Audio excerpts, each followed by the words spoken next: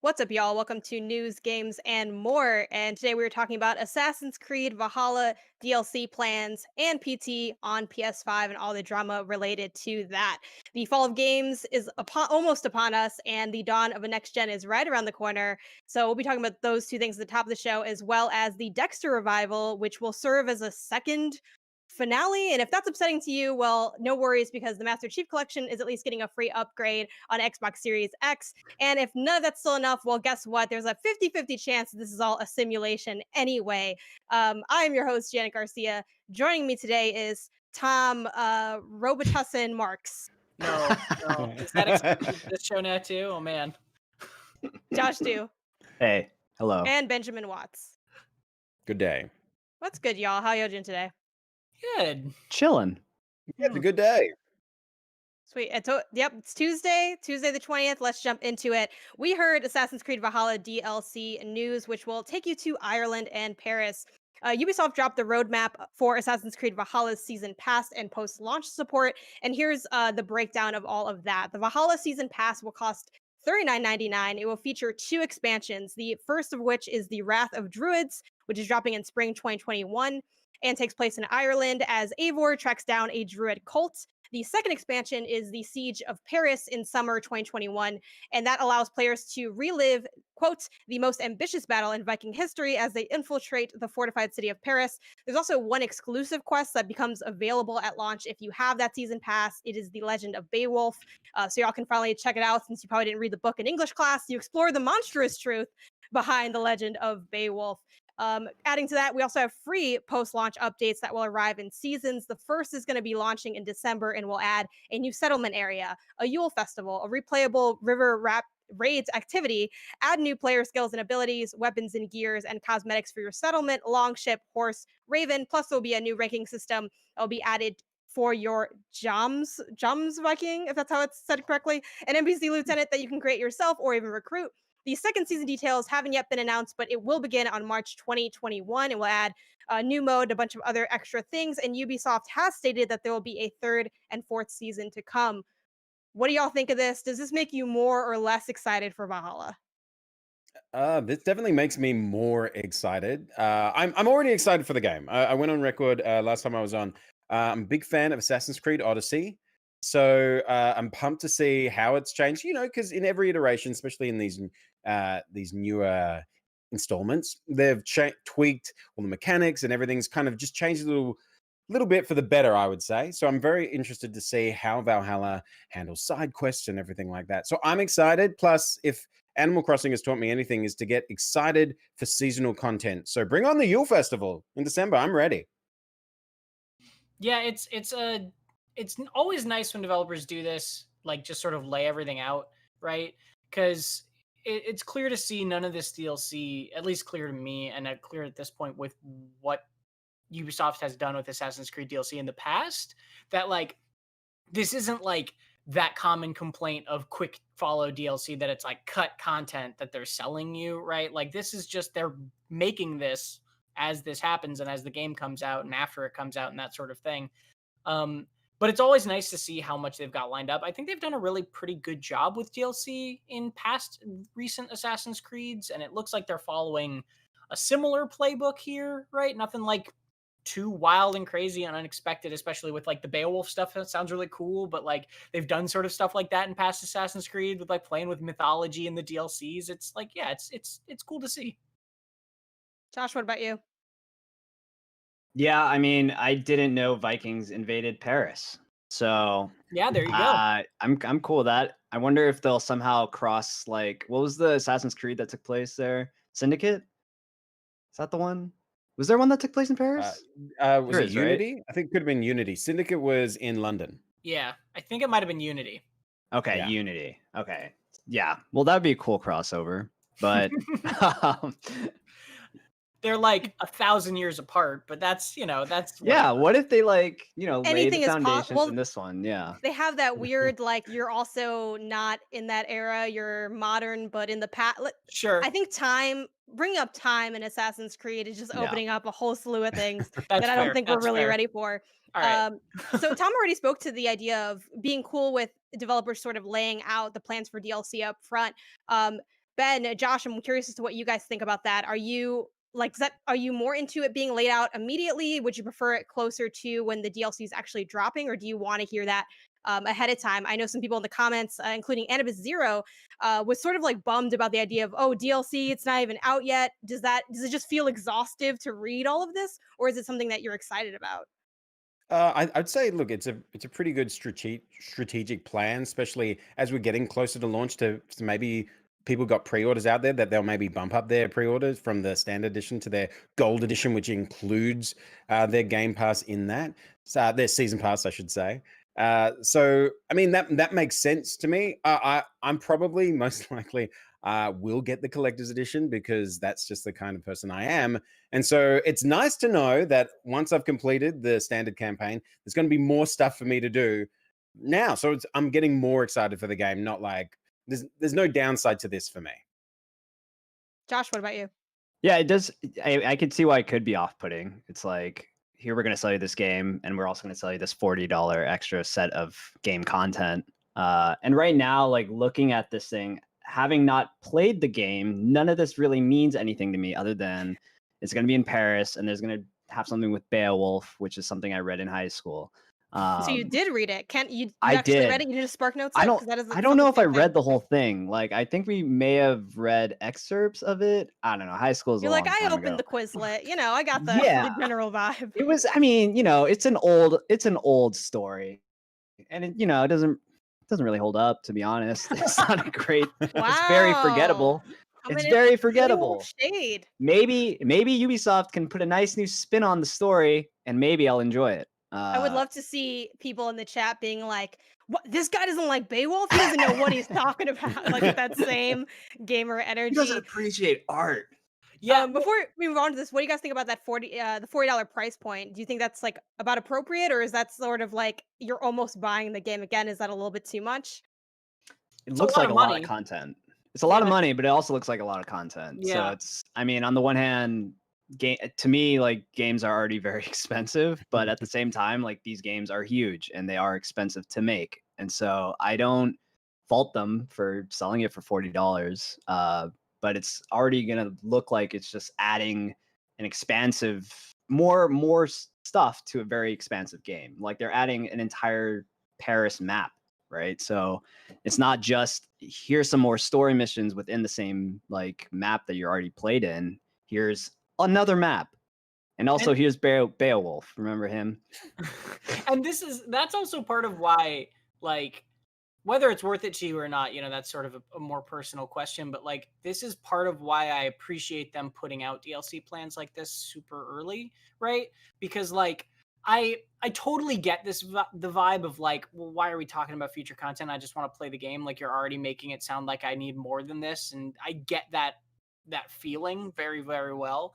But like if you're charging people money for a thing without telling them what's in that thing, I think that's kind of messed up. Like, I love Nintendo and I love Smash Bros. And I love all the DLC that they've done for Ultimate, but like, I think it's genuinely stupid and messed up that they're selling that fighter pass without telling you who's in it, right? Like, so early. I think that they very likely know who all those fighters are going to be, and like they make the best of it. They make these sort of hype announcements, and that's part of the culture of Smash now.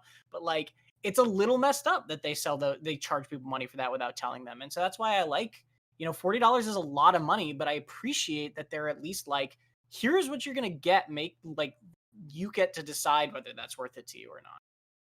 Yeah, I think it's a really good point, and that transparency is like really important and valuable. I think it's also really cool that they at least have those free seasonal updates. It kind of shows you that even if you end up not buying into the season pass right away, or you want to feel like you don't have to buy extra to kind of get more, you're still going to get this ongoing support.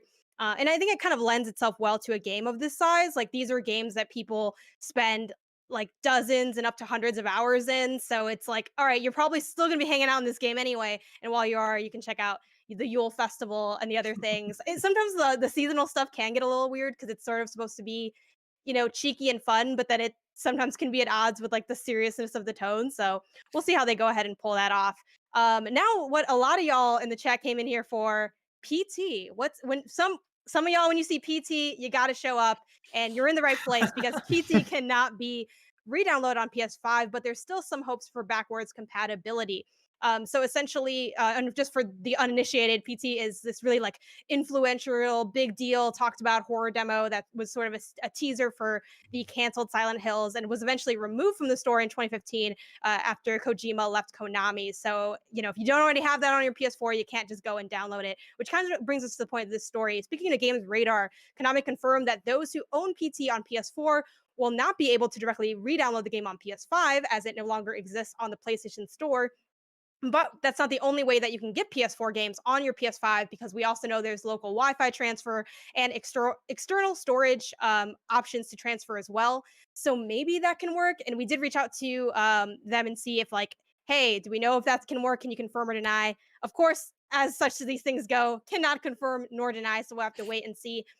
For the first people, like once you get your shiny PS5, the first thing you do is try to get PT on there. What do y'all think of this? And did you play PT? I mean, I never played PT, so Wow, didn't I'm play not. I'm not a PT. horror Hates game guy. Wolf. Hates PT. I don't hate Josh, do PT. everybody. I love the idea of PT, and I love the the idea of it. But I'm just not down to submit myself to that sort of experience because I hate horror experiences. That's all.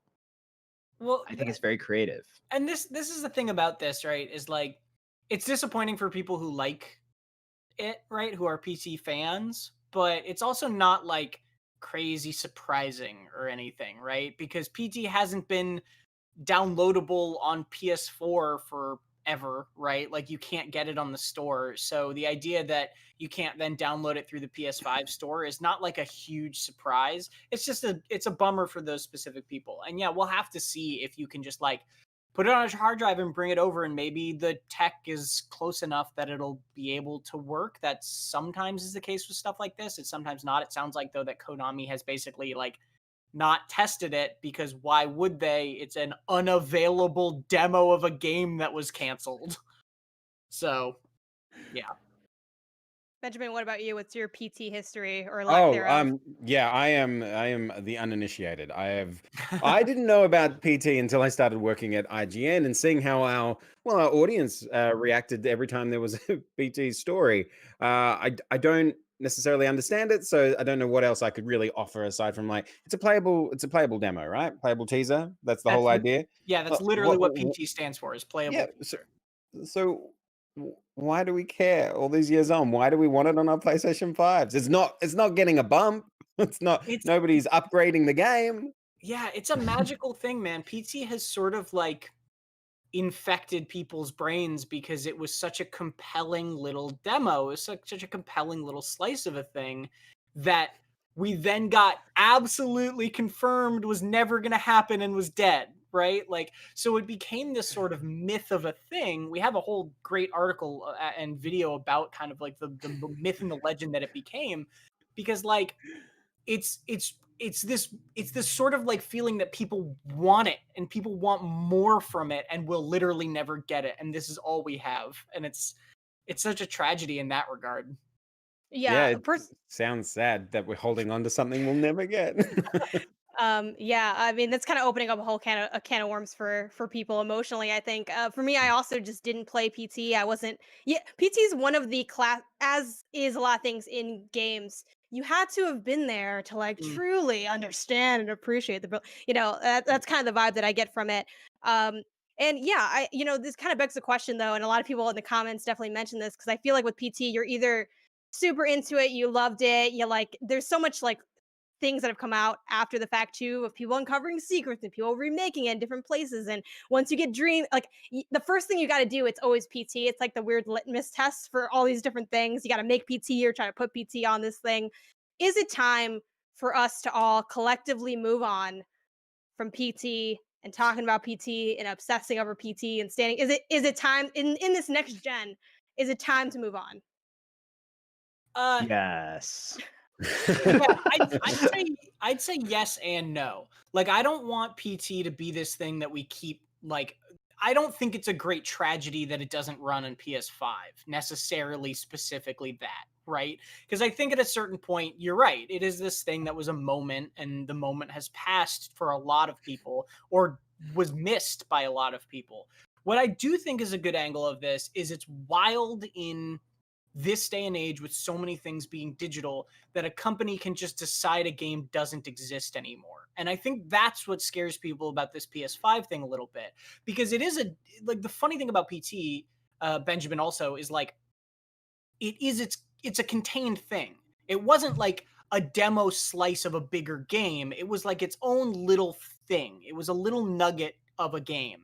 And so like the fact that Konami can just say, well, we canceled the thing that this was gonna be, so let's just get rid of it and just expunge it from the earth. And the only way you can play this game now is if you have a PS4 that already has it downloaded from back when you could download it. It's like a weird thing for game preservation.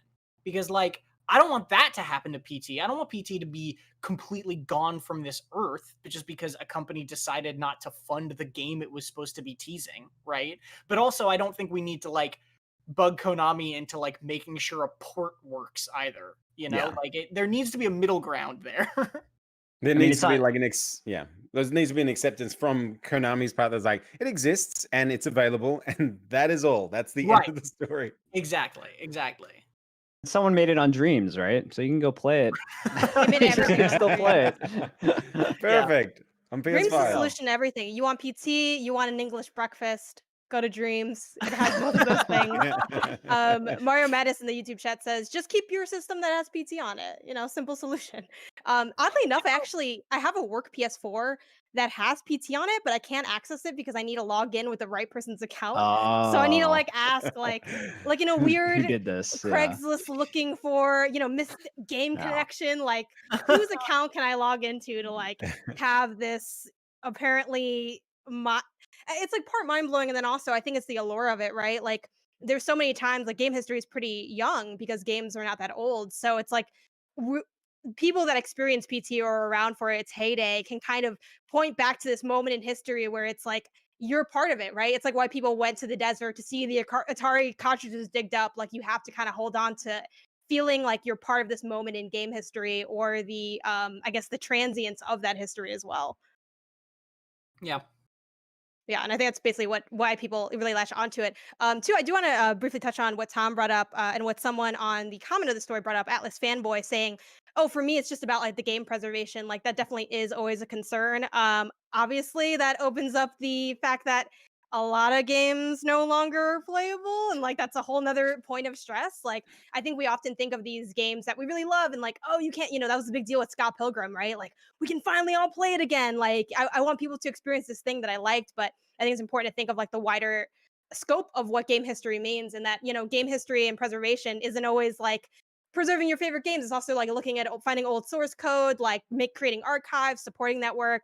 I know Strong National Museum of Play has a lot of like more hands-on stuff if you're someone that's passionate about the idea of people still being able to play stuff, while like the Video Game History Foundation does a lot more in the way of like preserving source code and research materials and looking at the marketing and all those other things. So definitely, if that's a point of contention for you and that's what you're interested in, I urge you to go and look into what does it mean to support the work that game historians are doing, and how can you be part of that preservation, more so than just saying, hey, Konami, I want PT. Like keep that same energy for all these other things in games, because it's so important.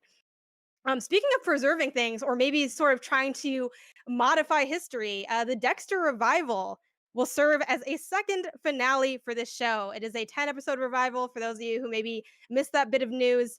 And here's the rundown on that. Dexter showrunner Clyde Phillips has confirmed that the upcoming revival will not rewrite the events of season 8, but it will basically start from scratch. Speaking to the Hollywood Reporter's TV's Top 5 podcast, Phillips said that the revival is being positioned as a second finale of the show. And for those who don't know, once again, the uninitiated, Dexter, people really, they were not into the ending of that show. I'm not going to give it away here, but I will say that actually a year ago, Up at Noon did a TV shows that totally collapsed in their final seasons video, and Dexter was totally there alongside Friends and Lost and a lot of other shows that kind of couldn't find the right way. Yeah, Lost was, they mentioned like it's kind of mixed, or like The Sopranos, where you either loved it or you hated it.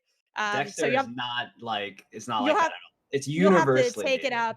You'll have to take it up with Brian and Max on that one. But just kind of continuing on. Anyway, Phillips also said, and I quote, "We basically do get to start from scratch. We don't want this to be Dexter 9. This will have no resemblance to Dexter season 9, excuse me. This will have no resemblance to how the original finale was. It's a great opportunity to write a second finale for our show, and Showtime was very gracious about that." So, but basically he's also sort of saying that's not the only reason they're doing this. Instead, he says, we're doing this because there is such a hunger for Dexter out there. We're not undoing anything. We're not doing movie magic. We're not going to betray the audience and say, whoops, that was all a dream. So I feel like y'all might have some strong thoughts on this. React. How do you feel about it being positioned this way as a second finale for the show? I think if any show deserves it, it's Dexter. It's Dexter was a really great show for the first 4 seasons. I watched it for 4 seasons and then read the Wikipedia summary for the rest of it, and I was like, I'm so glad I did not waste my time on this because it read terribly. But the first 4 seasons are great if you haven't seen it.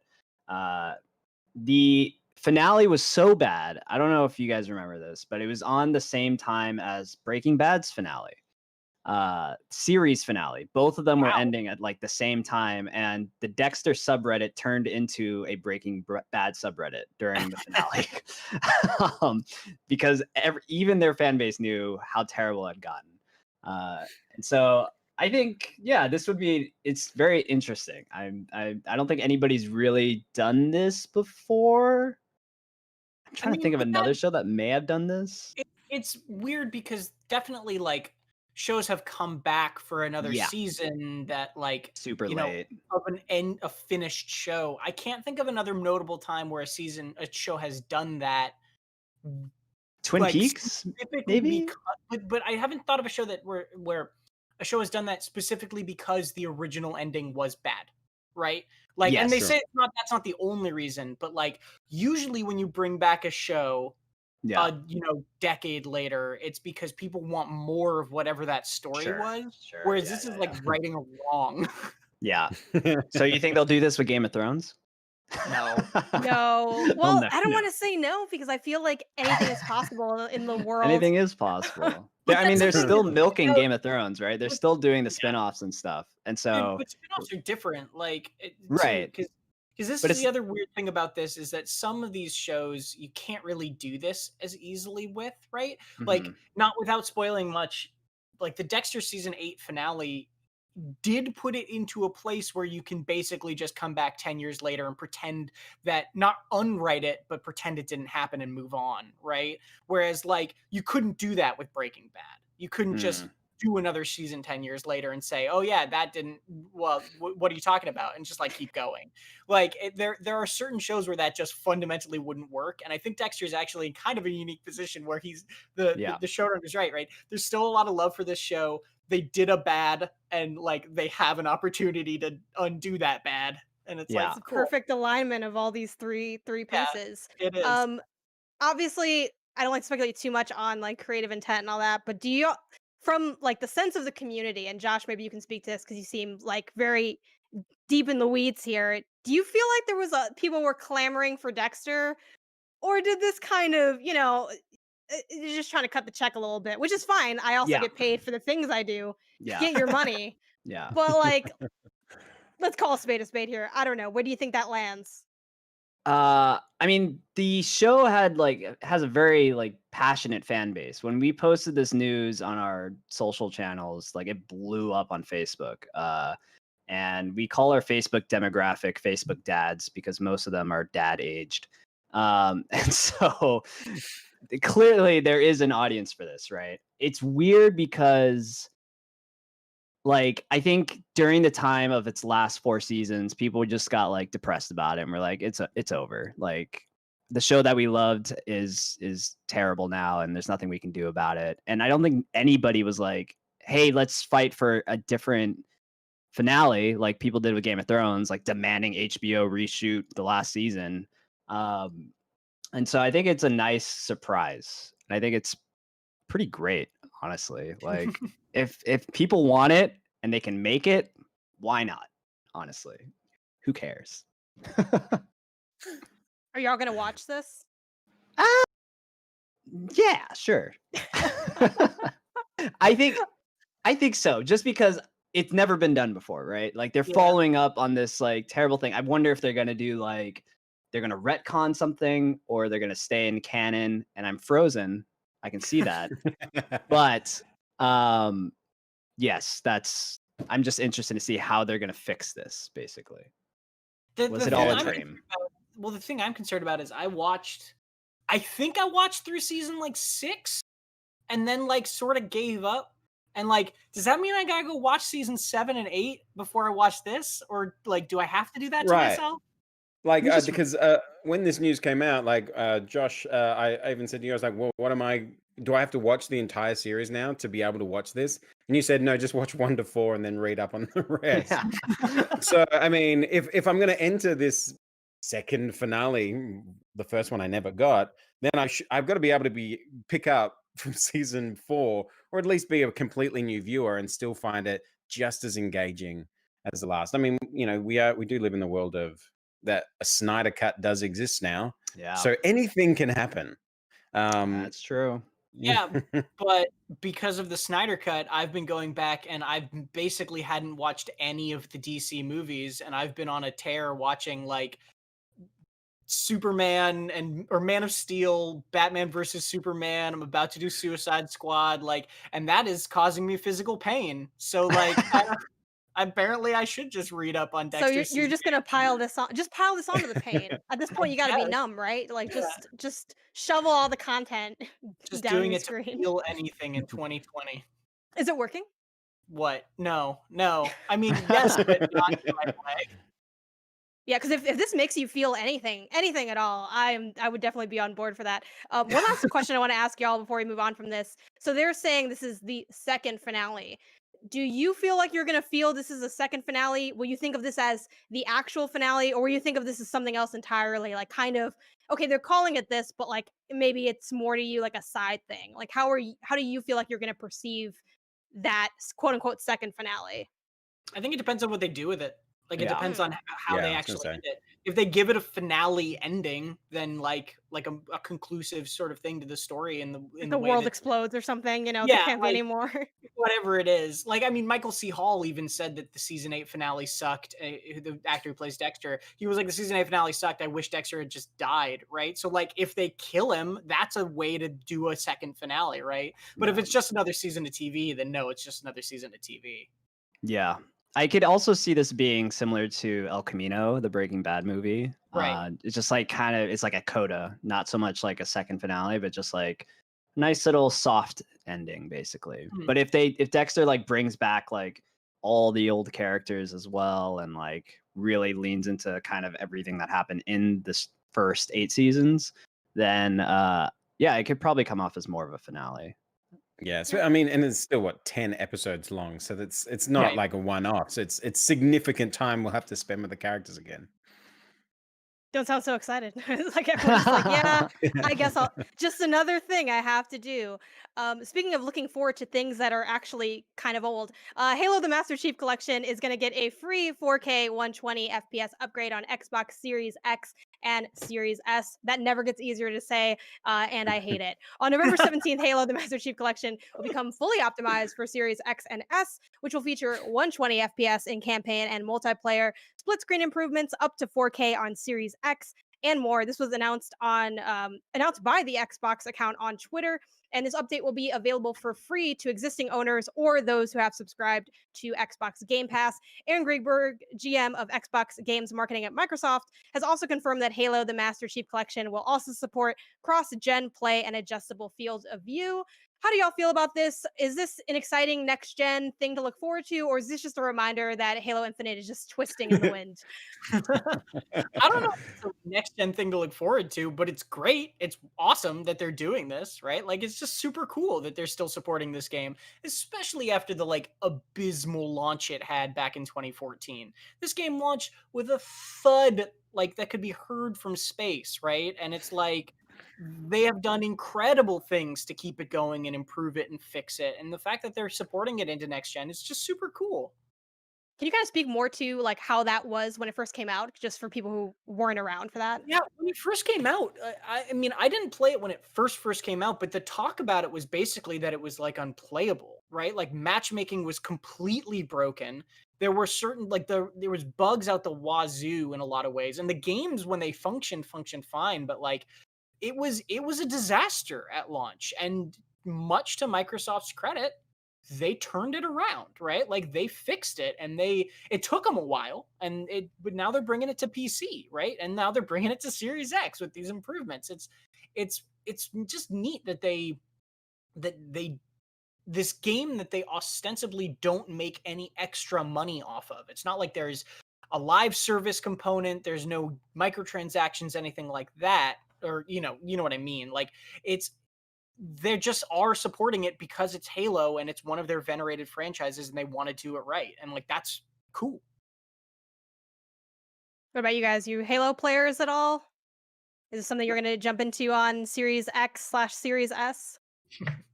It's not for me personally. I'm not a huge Halo guy, but I know, like Tom was saying, like it's really respectable and really cool that they're really putting so much work into this. Like they know Halo is such a big property for them, and people will like want to keep playing it, and so making it as current as possible is like that's really neat, and you don't really see that with like any game really. Maybe Fortnite will do it, but nobody else. I love That's when what there's like these huge graphical improvements to games like Fortnite and Minecraft, which are two of the like Yeah. very stylized, but not exactly like the difference between it on my phone and on my Yeah. TV is that the screen is larger.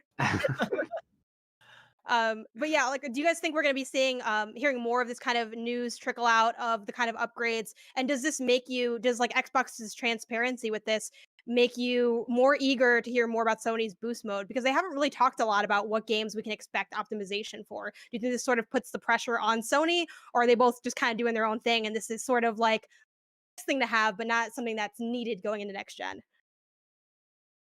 Hmm. I mean, I always like hearing more of these details, right? Like it's nice to it's nice to get actual info on kind of what games are and aren't going to be affected by this. And it's I also just appreciate that Microsoft tweeted this out in very kind of clear format of like here's what it will and won't have. Like let's go, you know. Yeah, there needs to be more transparency about this stuff, especially with stuff like boost mode, but I think that'll come with time. Weirdly, none of that matters until the consoles actually launch, Yeah. right? Right. So I think we'll hear more about it then or around then. Yeah, and I think they're focusing more on the new stuff coming out, it seems, especially on the PlayStation side of like, here's what you should be getting excited for, and then we'll give you more details later on. And whether or not that is a good move, still seems like people are clamoring for the PlayStation 5. But I mean, Halo really seems like the anti PT in many ways. You can have Halo all the time, forever. We will constantly be upgrading it. You can have it on any system you have. So I mean, that's great for Halo fans, and I think that's just a win. If you're a Halo fan, this is awesome that you can play it at its peak again on your new console. Yeah, I love that comparison. I think that's such a great point. And like obviously Halo is Microsoft's flagship. Like whether that, for better or for worse, like that is the association. I mean, I remember when I got my Xbox One, which was admittedly like a little bit later into the gen, and it came with the Master Chief collection, and it just had this huge picture of like that helmet, and that's just and I'm weird and I keep the boxes of my consoles for a while. Like I just kind of put them up like I'm working at a crummy retail store, but I live here as that's basically my aesthetic. It has mixed reviews. I like it. Not the prettiest thing to look at, but I just remember seeing that and that being just such an iconic thing. If nothing else, it is nice to know that there's going to be like 4K experiences of the Grunt birthday party cap, where when you get the headshots, the confetti bursts out. That is the only thing about Halo that I just like die for. I absolutely love it. It is so cool. Before we move on from this, I'd love to know, and I don't know if y'all have thought about this, but what do you think is the first last gen game you're going to play on your new console? Because we all have those backlogs, the stuff that we've been waiting to do. When you get your PS5, when you get your Series X and S, what's the first old thing that you're going to play? For me, I think it's going to be Horizon Zero Dawn on PS5 because I never actually played it, and I figured, okay, this will be like a good thing to dip into. I'm definitely eyeing that PlayStation collection as well. If you have PS Yeah. Plus, and seeing, okay, this will be an easy direct download to kind of just throw Yeah. into that launch weekend. But what do y'all think that first new old game will be for you? Maybe Ghost of Mm. Tsushima. Yeah. Oh yeah, I that's think I would good. say Ghost as well. Just Ghost, because that go game for is it. real pretty, Yeah. and I can't imagine. I hope that they do some really cool things with kind of how it upgrades. I've been playing it on a PS4 Slim. And so I'm like looking at everybody's screenshots and I'm like, damn, why doesn't my game look like that? And so I love the game. I took like over 2,000 photos in the game. So I'd be down to like take 2,000 more on PS5 version. Wait, You- but the saves won't transfer, huh? That's Well, right. Because Spider-Man saves won't transfer. I Some, doubt some saves do. some And- do. Okay, but yeah, Spider-Man. I think doesn't. it has to Spider-Man's be a unique developer situation. supported, right? Yeah. Yes. Spider-Man's in a unique situation because the remaster is like a different game or whatever, right? Right. Like it's a different thing. Okay, so I'll only do it if I can play like my Ghost of Tsushima like save or do New Game Plus. If I have to start from scratch, maybe Horizon as well. I'm like I've gone like 10 hours in that game and I'm like, but maybe if the graphics are like crazy good, I'll be like, Benjamin, what That- about you? Do you have any plans for next gen? Old plans for the new gen? My old new plans. I Yeah. would say God of War. That's a Just good because one. especially with the as again, Tom said with the PlayStation Plus collection. I want to see what it looks like. All up res. That's a beautiful game and it's super fun. And we're excited for it's Ragnarok. Well, Ragnarok. We'll see. Whatever it is. Whatever it turns out to be. There's a second one coming, and might as well play through the first again. That makes sense. Over on the YouTube chat, Yash KS says, I'll probably play Last of Us Part 2. That's also a really good one just because if we're thinking of like games that just look really pretty, like that was like a beautiful looking game. I remember playing that and then oddly enough, going on to Ghost, it just felt like such a drop off from the performance and the visual just because Last of Us 2 was so pretty. I spent so much time just walking around and like, I Mhm. love looking at like rundown apocalyptic bars and like laundry mats and like I just loved walking around that world and seeing everything. Yeah, that's a really good one to look at. But none of it really matters because there's a 50-50 chance that we are just living in a simulation anyway, or at least according to what some scientists say. In a report from Popular Mechanics via Scientific American, some scientists believe that the odds that life as we know it is a simulation could be a simple 50-50 coin toss. This kind of data, like of the 50-50 amount, came from citing Nick Bostrom's 2003 paper, Are We Living in a Computer Simulation? In that article, Bostrom argues that the human species argues the following. One, the human species is very likely to become extinct before reaching the post-human stage, which These is are essentially three possible scenarios yes. Yeah. for our And future. Yeah. yes. And the post-human stage is this idea of we're so advanced that we're not even human anymore. We're like a whole new species. And the idea of the post-human stage would be the stage in which we could technologically create a essentially a simulation of a civilization. Like we get so advanced. So option one is we get so advanced that we can actually make this thing happen. Two is any post human civilization is extremely unlikely to run a significant number of simulations of its history, meaning we can do it, but we just don't do it because maybe not, maybe for moral reasons, whatever. And then number three is that we are living in a simulation. Those are the three kind of pillars of ideas that Bostrom is putting forth. This simulation theory focuses on computer power specifically. So much like The Matrix and its sequels did when discussing the idea of humankind in a simulation, it might be hard to believe that there exists a computer powerful enough to simulate our existence. But if it did exist, we would never be able to recognize it, and also we would like be inside of it if we were part of the simulation. And then the last kind of idea here, it's going to be okay, is that these simulations are continuously spawning more simulations. So Popular Mechanics, to kind of put it in a simpler way because it's a lot to digest, think of it as rushing nesting dolls in terms of our realities. So you have like a civilization that created another civilization. They're kind of going within each other until it's so small that like, okay, that one's not advanced enough to make it. So if humankind never creates its own simulation using conscious beings, then like it sort of further makes us think that we're probably living in a simulation if we never get there. Of course, obviously we die before any of that happens probably anyway. And then the other option is that if we do create it, then the odds obviously lean more towards no, because if we're advanced enough to be able to still create it, there's a chance that we're like large enough in that nesting doll to be kind of real. Though it's also simulations all the way down, kind of like the turtles as well. So, what do y'all think? Are we living in a simulation? uh, yeah. How do you respond to the kind of brain melting theory that this is? I mean, sure. Would I love to have Neo powers? I mean, that's where I go first. Yes, I would love to be the one in the Matrix, but that's unlikely. I don't think we're living in a simulation because why would we create a simulation for us to be trapped in unconsciously? Like, what's the Well, purpose? What's the purpose of keeping people? And why are we dying? Like, what's the purpose? Surely, if we're creating such yeah. an elaborate simulation in which we, you know, have would have control, we've been kept as slaves, and then we have short lifespans. I think this is I say pshaw to the whole thing. I'm not having any of it. Okay, so we got Uh, 1 for no on simulation. I'm gonna say yes, Hell yeah. potentially. There's a show that recently came out on FX. I don't want to say which one because the fact that it involves simulation theory is a bit of a spoiler.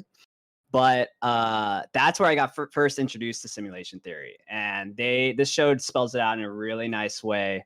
If you really want to know what it is, it's the one that stars Nick Offerman from Parks and Rec. But basically, they have a pretty legit purpose for creating such a simulation, and the way they are able to do it is that they're able to compute every single physical reaction that happens in our universe. So basically, like the example they give is she like pushed a pen forward. She's like, why did that pen move? It's because I pushed it. There's nothing random that happens in our universe. Things always happen for a reason, and we can calculate that and we can predict that. And so they build the supercomputer somehow.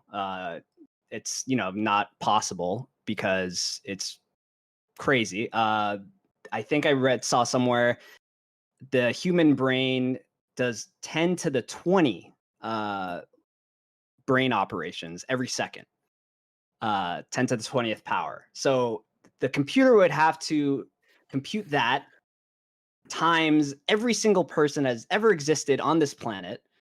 And so that sort of supercomputer is just not physically possible as we know The it right now. power of the Series X. No, I'm just Yes. kidding. But if we were to be able to do it, it's not like the Matrix too much. The Matrix, like humans still exist, and our consciousness still exists outside the simulation. But in simulation theory, it's that we're not anything. We're code. Oh, Josh, real quick. Some people in chat are asking, what was the name of the show that you had mentioned where you kind of like got Fine, more it's info on it? devs. It's devs. DEVS. It's great. It starts off a little like, oh, what is this? And then as it evolves into this simulation sci-fi theory thing, it gets really nuts. You can like devs and hate Beowulf. It's okay. Yes, thank you. There's also another short story that I would recommend if you want to learn more about it. It's a very quick read, 10 minutes. It's called I Don't Know, Timmy. Being God is a Big Responsibility. It's free online. Just Google that. You know what? I'll send it in the chat just because I like this story so much. And it's a very good way to understand what simulation theory kind of is and why we would never know we are in a simulation. All right, Tom, I have to ask, are we in a simulation? I don't care. That's not one of the options. Very This is a valid. binary question. Yes or no? I got bills to pay either way, Janet. I do not care. Like, this is always my opinion of this when this Not conversation. caring has never stopped me from having these conversations on IGN.com. Like, No, like genuinely, what I mean is like every time this conversation comes up, because Elon Musk went off about it a couple years ago too. Yep. Like every time it comes up, it's like I have no way of telling. Math is not going to help me. The probability of whether we are or not is not going to help me. another point against math. Yeah, They said we'd use it all the time. When? I don't know. When? If my third grade teacher is watching this, when? But go on. Like to me, I feel like people get caught up in this conversation because it's like it's such a wild, incomprehensible thing. But like, as far as I know, I'm here and I'm doing this stuff. So like, I still got to keep making money and like pay my bills. And like, if someone's like in need, I should still help them, even if they're not real or I'm not real. Like, what does it matter, right? Yeah. Like, be good to each other, whether this is real or not. Like, that's kind of all the way I come off of it. at the end of the day. You have feelings. I mean, they're real to you, right? And that's Right. that's all you can ever really know. We Like don't know Elon anything. Musk is like super buys into simulation theory, and he still like wants to make money. If you want to get weird and philosophical with it, like nobody, like every single one of us could see colors differently and we wouldn't know it, right? Or like everyone's vision is like upside down and full of holes and you fill in the gaps. Like everything is subjective. So like what does it matter? Like if this is what we're experiencing, this is what we should put our energy in. I don't know. I don't care. If everything is subjective, why are my review scores always wrong according to the Oh, oh. That's 'Cause what we're not I'm trying allowed to to be figure out. subjective. I'm gonna, I feel similar to what Tom says, except with less of a leading disdain. I would say if I had to guess, I'm gonna say yes. Because I feel like crazy stuff be happening, and also you ever like have deep routines, and like that's actually why I don't like certain routines. Like I had a period of time where every Sunday I would go to the gym and then I'd go to the grocery store. But after doing that a few times, I'm like, this is too simulation-y for me. I can't do it. We gotta mix it up. We're gonna go to the gym on a Thursday and just see if the universe falls in on itself and just to shake it up, a little bit.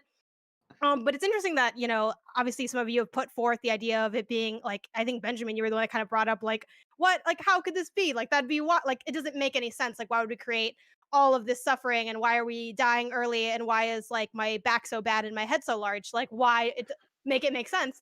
But I think that's like actually a lot of people look at this and kind of have that comparison to religion, not to offend anyone and their belief system, but this idea of, well, there's a lot of different theories on how the universe comes to be, and none of them can fully explain or rationalize why things are the way there is, like why there is suffering in the world, why you have to pay for Amazon Prime. We don't know. We have no way of knowing these things. Ask Bezos. Yeah, ask Lord and Bezos, Savior Jeff ask Elon. Bezos. If this is all simulation, why is your stuff so expensive? But I do love the point that Tom brought up, which is no matter what the truth is, we don't know if this is real. We're just elaborate sims. Next gen's far away from making actual simulations of our civilization. But either way, go ahead and be good to each other. And on the side of that, be sure to tune into news, games, and more every weekday, Monday through Friday. We are live at 4 p.m. PT on YouTube and on Twitch. You can check us out there talking about news, games, and more. That's all the time we have for you today, and we'll see you here tomorrow. Bye. Watch devs. Watch devs. Nothing's real. It's not a simulation.